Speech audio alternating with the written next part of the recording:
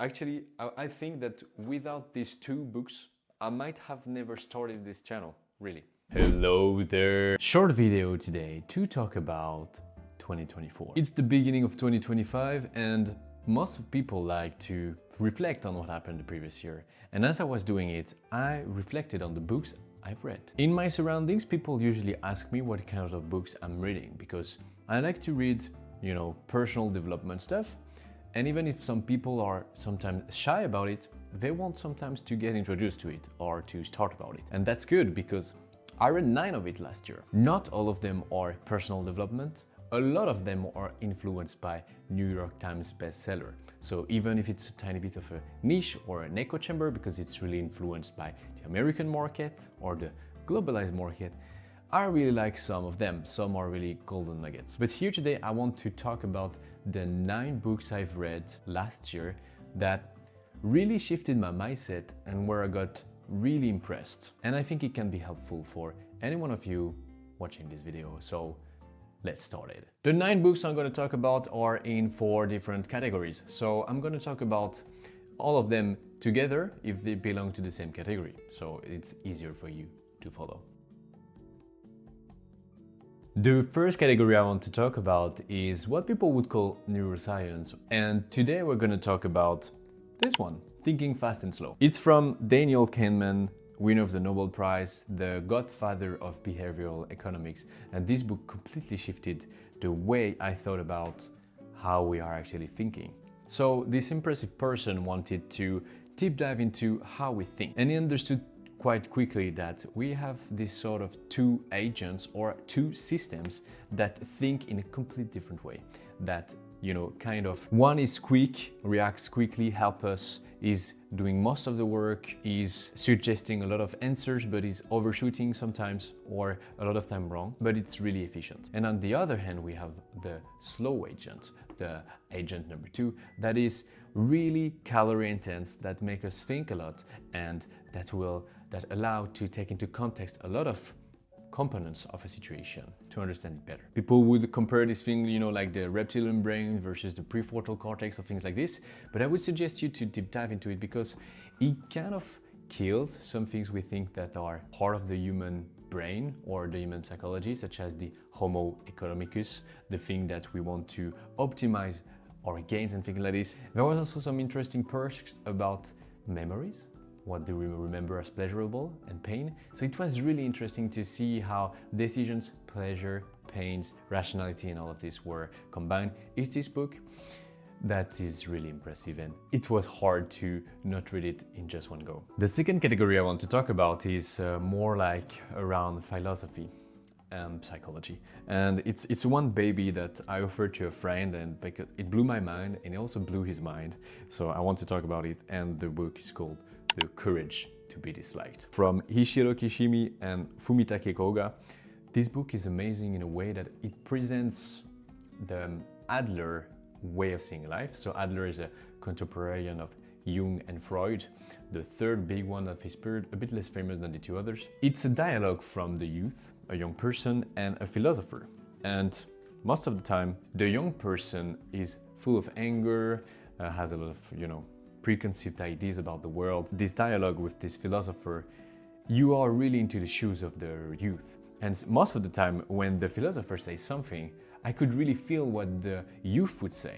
Because a lot of time at the end of the chapter, the youth would conclude in his head, I completely disagree with what he said, it's just saying bullshit, etc, etc.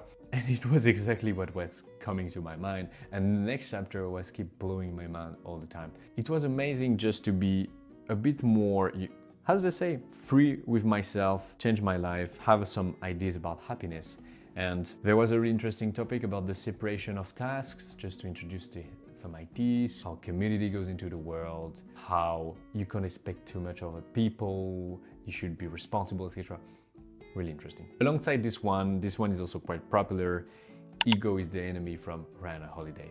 This one also helped me a lot, The Fight to Master a Greatest Opponent. It's really interesting because the framework he used is to go over 3 phases in life. The life of the person that wants to become successful, part 1, aspire.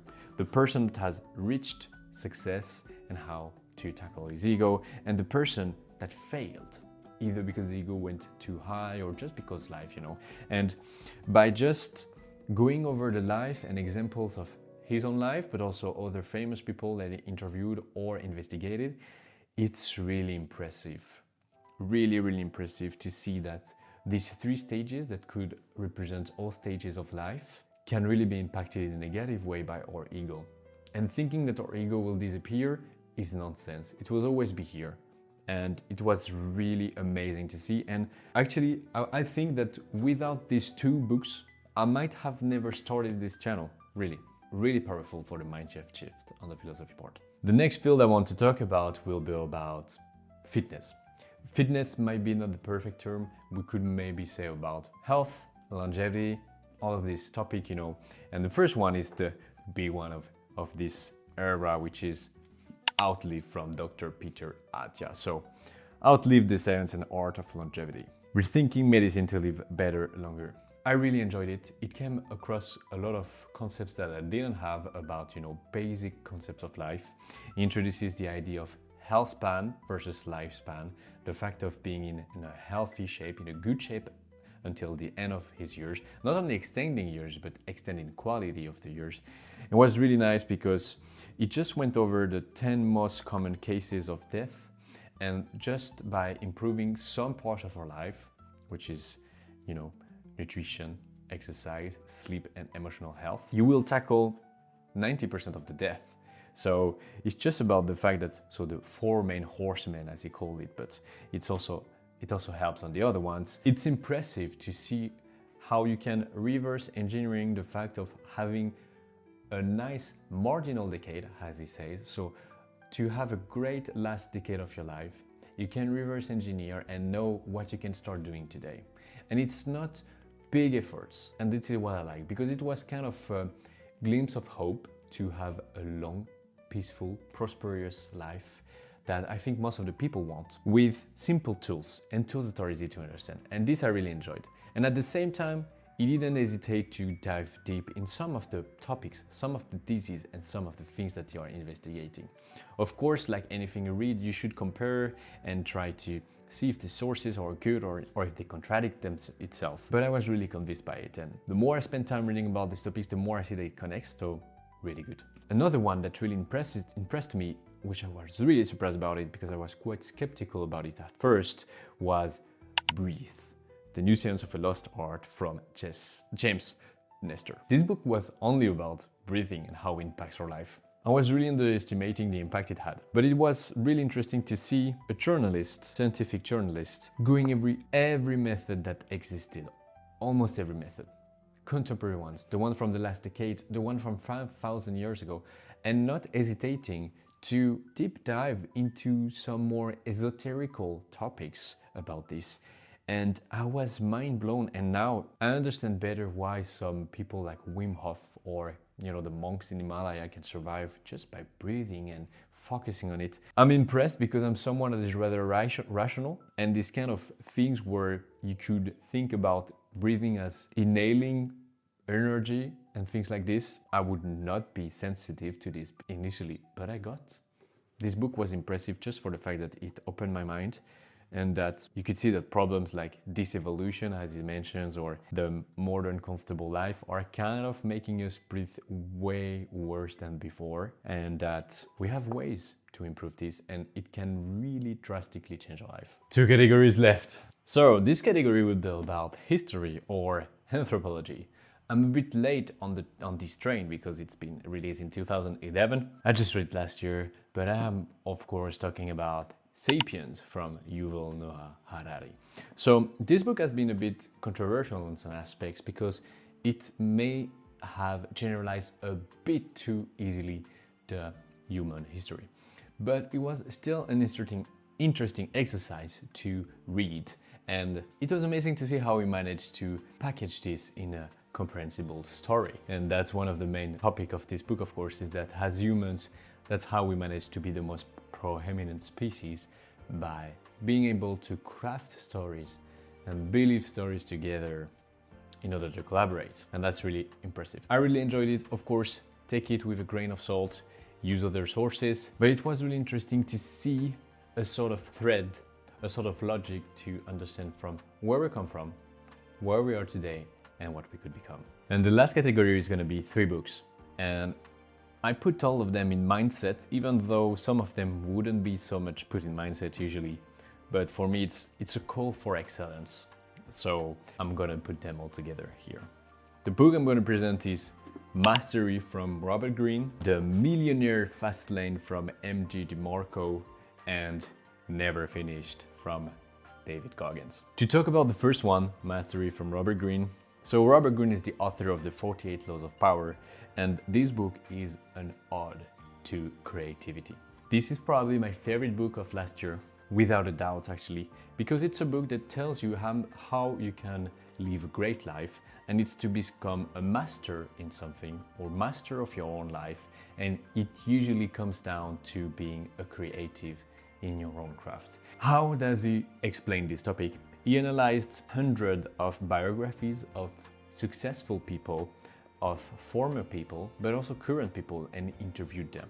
And he went through all of the phases that leads you into finding what he calls your life's path, then working towards it, working into it, and then completely revamp, completely redesign, completely have your own rules. And it's interesting because it talks about the importance again of mentorship, the importance of creativity, the importance of maybe being controversial, reinventing the field, the importance of exploration, the importance of emotional awareness. A lot of this. It talks about people like Einstein, but also contrary like Paul Graham or, Nikola Tesla or Benjamin Franklin, Thomas Edison, but also powerful women of current age and former decades. So really impressive book, my most favorite book. In second, I talked about The Millionaire Fastlane. This one is the most controversial of the list, I guess, because this is a book really promoting the entrepreneur spirit, the grinding mindset, and just telling you like raw truth. And I really enjoyed it.